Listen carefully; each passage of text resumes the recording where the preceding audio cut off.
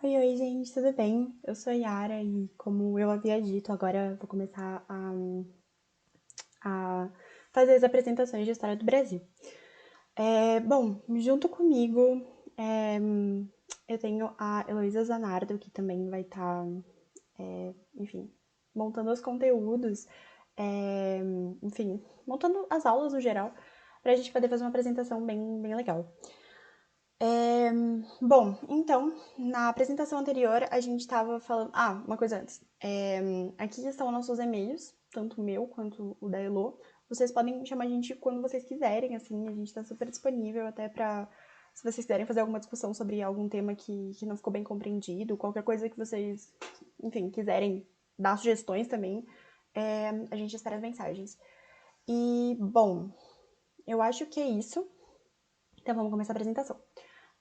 Na apresentação anterior da semana passada, eu tinha falado um pouco sobre o fim da República Oligárquica. Então, a parte 2, né, que ia até Washington Luiz, que foi de fato o fim da República Oligárquica. Então, hoje a gente inicia a Era Vargas, que foi um período compreendido entre os anos de 1930 a 1945. Bom, Era Vargas foi um período essencial assim para a história brasileira. É um momento realmente muito decisivo, muito transformador para toda a história brasileira, para todo o reconhecimento do brasileiro. Então, a gente vai dividir as aulas em 3 semanas. Pode parecer muita coisa para trabalhar um único período, mas eu acho que conforme a gente for fazendo a apresentação dos conteúdos, é, enfim, vocês vão compreender que realmente é muito essencial fazer essa divisão, porque cada um desses períodos tem as suas particularidades e são essenciais para compreender, no geral, o que foi Vargas, o que foi Getúlio Vargas pro país. Bom, essa divisão de fases ela não é nada inédita, na verdade é uma divisão proposta por historiadores ao estudarem a Era Vargas e, enfim, eles compreendem 3 fases então. O governo provisório, que é de 1930 a 1934, que será o tema que vai ser abordado aqui nesses slides. O governo constitucional de 1934 a 1937. E, por último, o Estado Novo, que foi de 1937 a 1945. Bom, Vargas ele tem tamanha importância quando a gente vai realmente entender as modificações do Estado brasileiro, como ele foi tomando outras características, como que ele abandonou as características de um Estado que era governado unicamente por uma política oligárquica. E, enfim, vai compreender todas as diferenças como as semelhanças, então é realmente muito importante. Como vocês podem ver aqui no fundo desse slide, a gente tem uma charge que busca, não diria nem satirizar, mas realmente expressar, é um pouco de sátira também, é, o processo do Getúlio Vargas durante todos os seus anos de poder. Então, enfim, não tá dando para ler direito, mas se vocês quiserem ver um pouco melhor isso, ver como isso é trabalhado na arte também, assim, no jornalismo naquela época. Então, eu acho isso super interessante pra gente realmente compreender como que estava sendo compreendido na época. Então, eu acho isso muito legal. Então, se vocês quiserem, eu mando pra vocês a charge direitinho. Apesar de que são só essas 3 imagens mesmo, com essas legendas. Mas se vocês quiserem, eu mando pra vocês também. A gente pode até conversar um pouco. Bom, então, se voltando unicamente para o governo provisório, de 30 a 34. Para a gente chegar lá, eu acho importante fazer uma breve contextualização, assim, lembrar um pouquinho o que foi dito na última semana, aliás, na semana passada, né, na última semana, que falava um pouco sobre o fim do governador de Washington Luiz. Bom, Washington Luiz, apesar de carioca, estava no poder representando os interesses paulistas. É isso. Logo, no fim de seu mandato, ele deveria sugerir um candidato mineiro, né, para manter essa coisa do café com leite. No entanto, para dar continuidade à sua política econômica, Washington Luiz ele sugere um candidato também paulista, o que deixa assim Minas Gerais surtada, tipo, fala, não, isso aqui tá errado, é a minha vez, não quero. E aí o que eles fazem? Minas Gerais, juntamente com a Paraíba e com o Rio Grande do Sul, bem aleatório, né, cada um em um ponto, eles criam a Aliança Liberal. Não tem nada nesse slide, tá? Porque eu tô fazendo realmente uma retrospectiva do que foi dito na semana passada. Eles fazem, então, uma Aliança Liberal Nacional, que lança Getúlio Vargas como presidente e João Pessoa como vice. Bom, beleza, tá tudo suave, vamos fazer as eleições então. Aí nessas eleições, quem ganha é o candidato paulista de Washington Luiz. Aí a galera fica tipo, putz, não era isso que eu queria, né?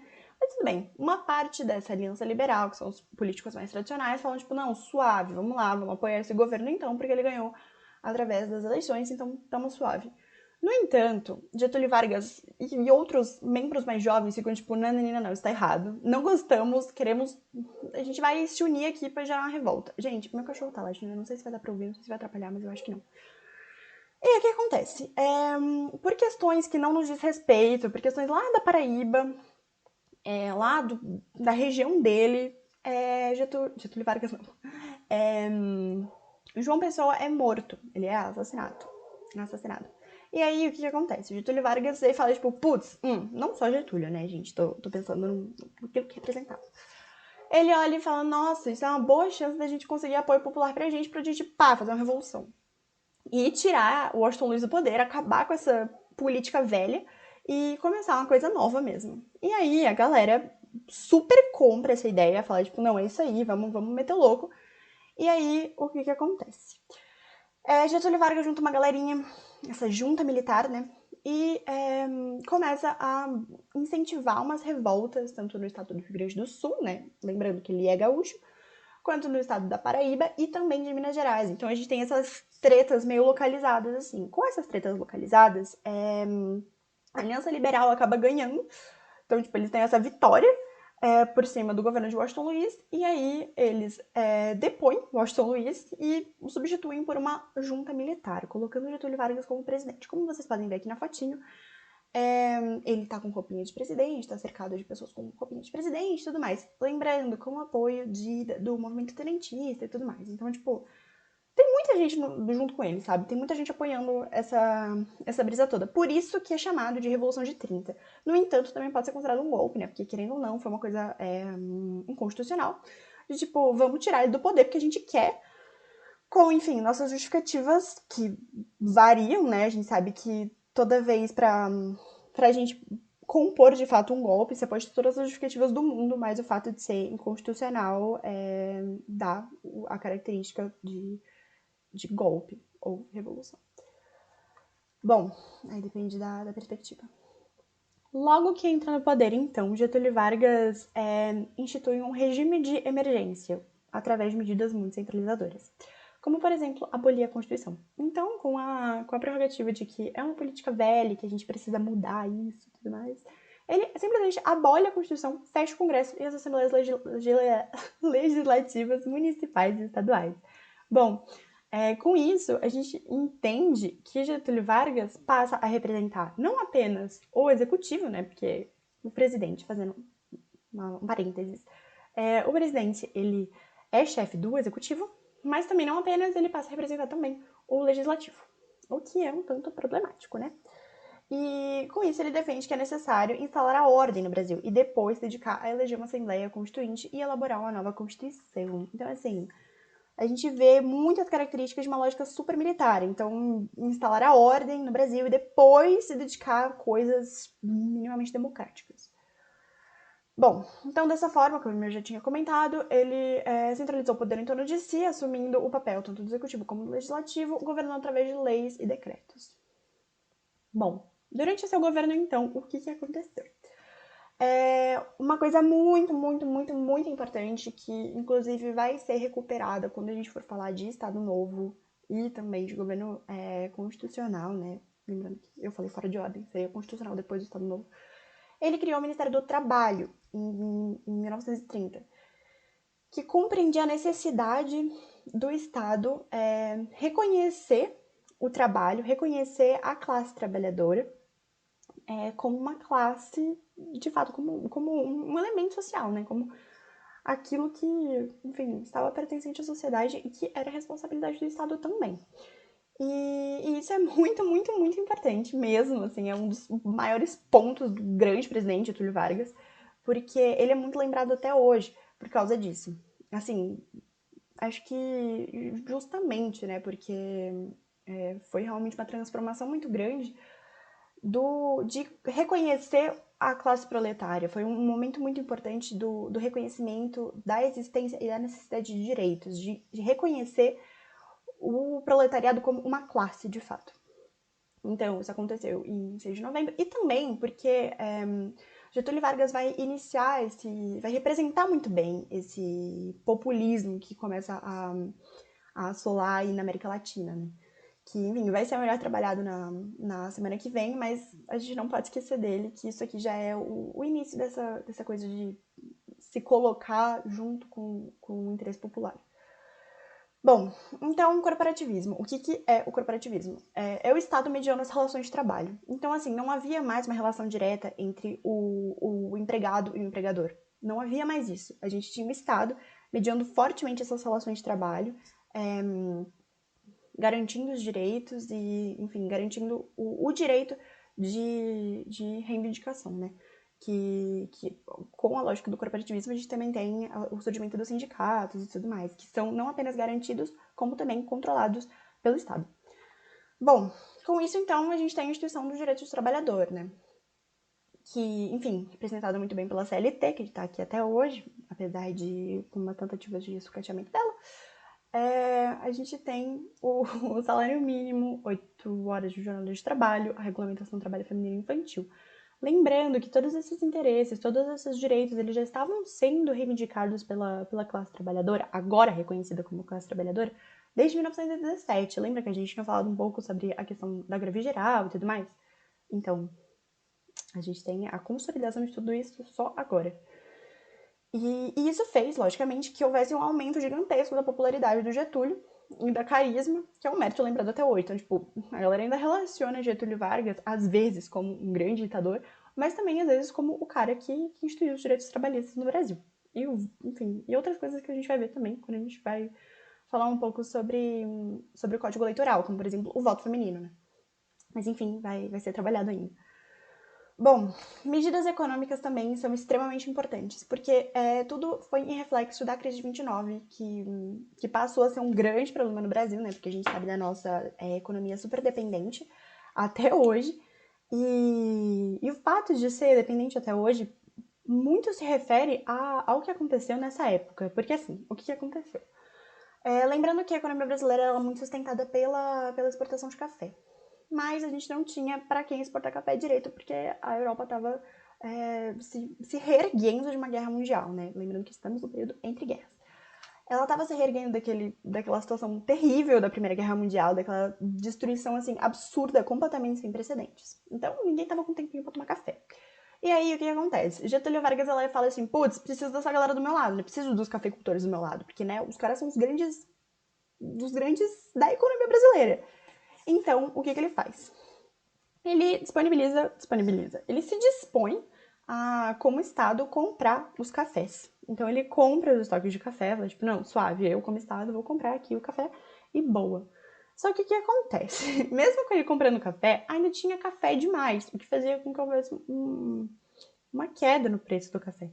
E aí, para isso, ele precisava tentar gerar um equilíbrio entre a oferta e a procura. Para isso, ele simplesmente queima os estoques de café, ignora, finge que nunca saiu o café, sabe? Finge que nunca teve mais café do que deveria e gera esse equilíbrio entre a oferta e a procura. De fato, equilibra, sustenta o preço por um período. É uma medida extremamente imediatista. Então, tipo, fica tudo de boa, mas é uma medida muito imediatista, né? E a gente sabe que se produzia uma quantidade de café e vendia aquela quantidade de café, o Brasil estava acostumado a lidar e a gerar a movimentação do capital com aquela quantidade de café que era vendida. Então, a gente passa a ter um esvaziamento muito grande de capital brasileiro. Então, tipo, não tem mais dinheiro para comprar aquilo que a gente precisa comprar, que era comprado pelas indústrias lá de fora. Não só não tinha dinheiro, como também aquelas indústrias elas estavam muito mal por causa da guerra também. Então, o dinheiro das exportações, antes destinados à compra de produtos importados, agora torna-se um incentivo à industrialização brasileira. E o que eu tinha comentado lá, que a nossa economia ela permanece muito dependente da economia dos outros países. Porque a indústria brasileira, a industrialização brasileira, ela só ocorreu, ela só foi incentivada porque a gente não tinha mais como comprar de fora. Então não era uma industrialização brasileira visando a emancipação da economia brasileira, mas sim visando tapar buraco, sabe? Tipo, falar, não, agora pelo menos a gente tem aqui no Brasil, e aí dá pra meio que fazer esse jogo de composição, assim, esse jogo de compensação mesmo, pra tentar lidar com as coisas. Mas na verdade não era tipo, nossa, vamos nos emancipar economicamente, vamos pegar essa oportunidade pra conseguir se tornar realmente notável. Não, era só pra tapar buraco mesmo. Bom, entrando agora em medidas políticas, que assim, é super importante pra gente pensar, principalmente pra gente reconhecer a Revolução Constitucionalista de 1932, pra gente compreender ela de fato. O que Vargas faz? Em vez de colocar governadores, ele nomeia interventores nos estados, que em grande maioria eram membros do tenentismo, daquele tenentismo que já estava super zoado. E o porquê que ele estava super zoado? Porque, ainda lembrando do contexto mundial, a gente tinha a ascensão do fascismo e a ascensão do comunismo. Então, tava tudo muito grande, assim. E o movimento tenentista, como a gente pode lembrar também, não havia uma base teórica muito consolidada. Então, eles não tinham uma base teórica para se prender e para defender. Isso fez com que muitos membros fossem cada um para um lado, assim. Uma galera ia pro comunismo, outra galera pro fascismo, assim, tipo, suave. O que fazia com que eles se fragmentassem, né? Porque a gente sabe que em qualquer movimento político, social, é muito importante que tenha uma base teórica, porque ela vai ser aquilo que vai unir as defesas e vai fazer realmente com que eles se mantenham juntos defendendo um ideal. E, bom, isso não aconteceu, e aí eles acabaram se fragmentando. Bom, e também Vargas sabia que os tenentistas, ele era capaz de manter sob o poder dele, assim. Ele sabia que eles eram controláveis no sentido de fiéis a Vargas. Então eles colocaram ele nomeou esses interventores, em sua maioria tenentistas, nos estados de maneira estratégica para que realmente as coisas se mantivessem sob o poder de Vargas, né? Sem muita autonomia e tudo mais. Bom, aí o que acontece? A gente tem em São Paulo um interventor nomeado que se chama João Alberto. Quem é João Alberto? João Alberto é um militar pernambucano. Ele é pernambucano, mas ele tem uma certa proximidade muito grande com o Rio de Janeiro, tá? Só notando, assim.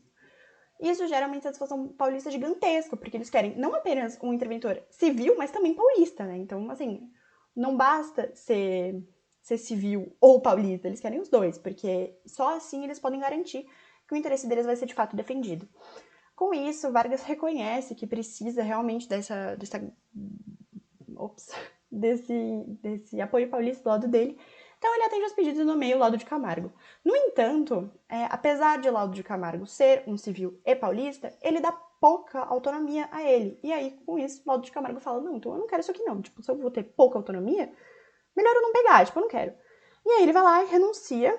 E aí quem entra no poder Manuel Rabelo, que substitui o Laudo de Camargo e é um militar carioca. Então, assim, nada mudou, né? Ele simplesmente fez uma ida e vinda, assim, e aí acabou se pá que até pior, porque em vez de ser um militar pernambucano, se tornou um militar carioca. Mas enfim. Isso gera, então, uma insatisfação gigantesca paulista e aí faz com que o Partido Democrático, o Partido Republicano Paulista se unam em uma Frente Única Paulista. Lembrando o que é Frente Única, né? Porque é uma palavra que também está muito viva no debate político atual. Bom, Frente Única é quando você tem dois partidos que têm interesses semelhantes no sentido estrutural, então, assim, interesses ideológicos importantíssimos, que são muito semelhantes, que se aproximam muito. No entanto, também defendem alguns pontos dentro dessa estrutura em comum que se divergem. Que, a princípio, esses partidos seriam uma oposição de debate político muito importante. Mas, diante um reconhecido inimigo comum, se unem para que eles possam realmente se posicionar de maneira mais forte. Isso, então, é uma frente única. E aí, juntou esses dois partidos, o Republicano e o Democrático Paulista, e se juntaram na Frente Única Paulista. O que nos leva, então, à Revolução Constitucionalista de 1932. O que buscava a Revolução Constitucionalista? A reivindicação de autonomia para São Paulo, então, com o interventor paulista e civil, que dessa maneira representaria os interesses paulistas de fato, e a reconstitucionalização. Bom, um certo parênteses aí. Antes disso, Vargas já tinha colocado uma data para fazer essa reconstitucionalização, No entanto, a Revolução Constitucionalista defende que isso deve ser feito de maneira imediata. Então, assim, eles não querem esperar 1933, se não me engano. Eles querem agora, tipo, eles estão pedindo por essa reconstitucionalização agora. É uma coisa imediata, eles reconhecem a necessidade de fazer isso agora. Bom, e o porquê, né? O que aconteceu? Bom, o que é então o movimento MMDCA? Tinha como objetivo tirar Vargas do poder, ok. Mas o que motivou realmente ao ponto de eles promoverem uma reação armada, uma guerra civil, foi a morte dos estudantes que estavam manifestando em 23 de maio de 1932. Quem são esses estudantes? Martins, Miragaia, Drauzio e Camargo. Por isso, essa sequência essa sigla aí se refere ao nome deles, né? M de Martins, M de Miragaia, D de Drauzio, C de Camargo. Bom, e aí, dessa maneira, isso foi o grande estopim, então, com a morte desses estudantes nas manifestações, né, por uma reação do Estado mesmo, de violência, assim, de repressão das manifestações, causou a morte deles, foi o estopim que eles precisavam para a galera realmente se organizar no sentido de uma manifestação grande de uma revolução constitucionalista. Bom, então, o que aconteceu? Esse movimento, ele tinha o apoio de grupos econômicos e políticos locais, então é importante ressaltar isso, porque a gente lembra que o estado de São Paulo como um todo, assim, dos grandes poderes influentes, estava se colocando contra o governo de Getúlio Vargas, e também que havia um apoio popular através de uma campanha em prol do alistamento, como vocês podem ver aqui, ó, nessa fotinho aqui, que realmente incentivava que as pessoas, que os homens se alistassem para realmente terem mais força nesse movimento armado que estava sendo organizado. E as mulheres, foi muito marcante isso, que elas se mobilizaram vendendo joias para cobrir as despesas da Revolução. Então elas passaram a vender todos os seus objetos de valor, todas as suas joias, para que de fato cobrisse as despesas da Revolução, dessa grande movimentação armada que estava sendo organizada. Então aconteceu que em 9 de julho, né? Isso é muito importante, por isso que a gente tem como feriado. Rolou, então, o estopim começou. Não o estopim já tinha rolado, mas começou essa manifestação e essa Revolução Constitucionalista, essa guerra armada. E bom, aí rolou toda a treta e tudo mais. Lógico que as tropas do Estado eram, tipo, muito mais fortes. E aí, dia 1º de outubro, durou bastante até, né? São Paulo se rendeu. Aconteceu, então, aliás, houveram muitos mortos, né? Quase 1000 aí. E é muito importante lembrar, salientar que São Paulo até contou com o apoio de alguns estados. No entanto, esperava o apoio de muito mais. São Paulo esperava muito o apoio dos estados de Minas Gerais e o Rio Grande do Sul. E não aconteceu, né? Por isso que até hoje, quando a gente lembra desse período, rola uma tretinha, né? Tipo, a galera não gosta muito. Tem um rancinho do fato de que eles tinham meio que o apoio, tipo, esses outros estados, né? Eles apoiavam moralmente, era o que eles queriam também, a deposição de Getúlio nesse sentido. No entanto, eles não estavam dispostos a pegar em armas. Então, né, rolava essa coisa, tipo, tem treta. Tem muita treta, por isso que também um feriado estadual. Bom, e aí tem a frase de vitória após a derrota. Porque, assim, eles foram derrotados. Muita gente morreu. Eles não tiveram maioria no sentido militar, assim, muita gente morreu. Eles foram derrotados. No entanto, com essa revolução, Getúlio Vargas reconheceu a necessidade, assim, a necessidade imediata de ter o apoio paulista. E a importância do apoio paulista, não só de ter ele, mas reconhecer que é uma força econômica e política muito grande, né? Porque até ontem, assim, a economia cafeeira, ela era aquilo que baseava o Brasil. Então, ele passou a ter uma tentativa de pôr relação com os paulistas. Então, ele faz lá uma redução das dívidas dos cafeicultores, prejudicados pela crise de 29, coloca o Pedro Toledo, que é um interventor civil e paulista em São Paulo, aprova o Código Eleitoral, né, que já tinha acontecido lá em 1932, aliás, no início de 1932, ou 31, ou fim de 31, mas o que acontece é que, nesse momento, ele retorna essa aprovação do Código Eleitoral e coloca mais umas características. Então, o voto passa a ser secreto e obrigatório, ele coloca lá o voto feminino, né? Finalmente. É absurdo pensar. Maiores de 18, proibidos para analfabetos e soldados e tudo mais, e coloca, de fato, uma eleição da Assembleia Constituinte para maio de 1933. Então, assim, ele vai lá e, de alguma maneira, reconhece que essa Revolução de 1932, ela não foi pouca coisa, assim, não foi bobinho, não é o tipo de coisa que, vou reprimir lá e tá suave. Não, não tá suave. Reconhecendo essa importância, ele vai lá e toma essas medidas e aí os paulistas ficam, ok. Bom, tão ok, né, que nas eleições da Assembleia Constituinte que rolou em 1933 a 1934, foi promulgada a nova Constituição, que é a Constituição de 1934. Aqui você vê umas fotinhos, como vocês podem ver, tem tipo uma mulher aqui. Eu tinha pego o nome dela, mas eu não encontrei onde eu anotei. E aqui, isso aqui em 1934. Bom, o que acontece nessa Constituição? Mantém as leis anteriores, incorporando algumas outras. Sufrágio universal, então, todos os direitos, tornou-se direito dos cidadãos participarem do processo eleitoral e o ensino primário gratuito e obrigatório. Então, assim, já vai lembrando do populismo aí, né? A conclusão, então, o que acontece nessas eleições da Assembleia Constituinte, que foram determinadas por Vargas também, por todo o coletivo político, de que haveria, então, uma eleição para determinar o presidente do Brasil. No entanto, essa eleição ela seria feita por voto indireto, então não seriam todo mundo que ia lá votar, né? Foi uma eleição feita pela Assembleia Constituinte. E quem foi eleito foi Getúlio Vargas. Então, assim, ele foi eleito de fato, dando início, então, ao mandato de 4 anos sem direito à reeleição e dando início ao governo constitucional de Getúlio Vargas, que foi de 1934 e 1937.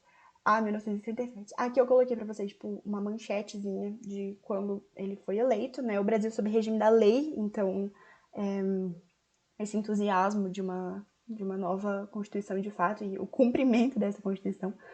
E aqui também o anúncio de que ele foi eleito presidente do Brasil.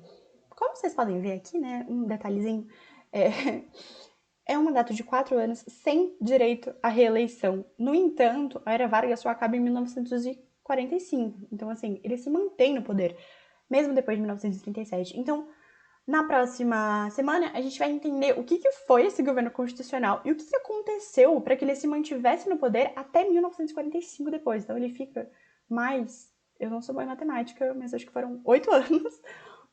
Calma. Não, 8 anos, né? Mais 8 anos no poder. Então, assim, é isso. Acabou, então, a parte de Getúlio Vargas. Eu vou voltar aqui.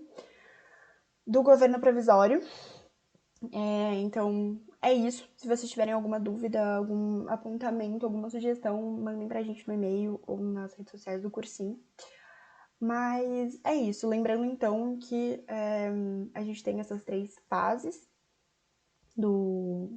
da Era Vargas e que a gente vai trabalhar cada uma delas em seu momento. Pontos importantes desse primeiro período, né, do governo provisório de Vargas, é a Revolução de 1939. Pensando o que de fato representou ela. A gente sempre precisa fazer essas reflexões, assim, porque elas são muito cobradas nos vestibulares, no sentido de reconhecer a representatividade das eleições, como que ela se deu, qual foi o processo, o que ela representou no sentido do coletivo brasileiro, enfim, de tudo isso. Mas enfim, se vocês quiserem manter essa reflexão, conversar um pouquinho mais, mandem e-mail e muito obrigada.